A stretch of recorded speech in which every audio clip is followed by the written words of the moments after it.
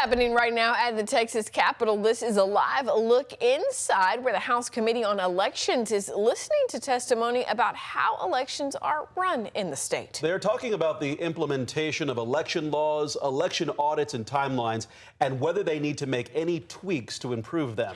KVUE's Daniel Perot is here. And Daniel, a lot of the hearing is focused on the state's effort to remove ineligible people from the voter rolls.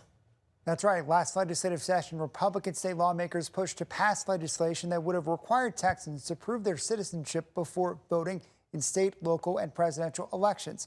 It passed the Texas Senate, but did not make it to the floor of the Texas House for a vote.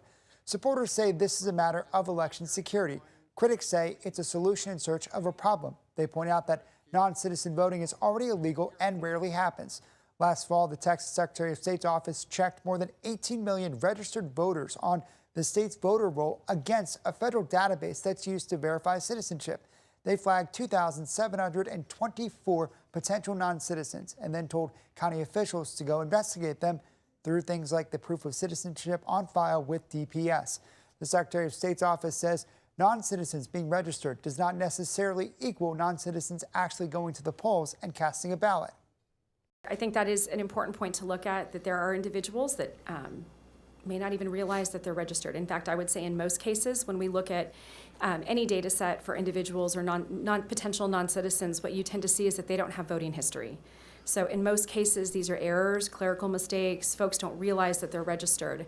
When did the DPS start doing Monica Foster, who's with the Texas Association of Tax Assessor Collectors, says that they're all for making sure elections are secure, but they are concerned with how the citizenship verification requirements could be implemented. She says that they need the state to help cover some costs for things like equipment, staff, training, outreach, storage, as well as data security, because she says that county budgets are already stretched thin. In recent years, a series of procedures and technological tools aimed at verifying citizenship status and maintaining accurate voter rolls have been created that could help our offices to fulfill these duties, but we need the state's help to access them.